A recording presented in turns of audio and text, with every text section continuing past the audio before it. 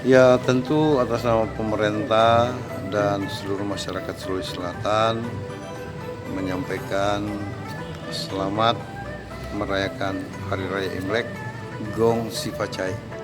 Ya, semoga tahun ini adalah tahun yang baik buat kita semua dan tentu kita berharap Sulawesi Selatan terhindar dari berbagai bencana dan ekonomi kita tetap tumbuh ya, dan berkembang.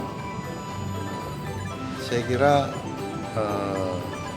warga Tionghoa yang sekarang merayakan Imlek, kita juga akan bersama-sama Forkopimda, seluruh pihak-pihak keamanan untuk betul-betul bagaimana menghadirkan suasana yang damai, suasana yang kondusif, ya tenang, sehingga kelenteng-kelenteng ini dipenuhi oleh masyarakat untuk merayakan Imlek. Saya kira itu.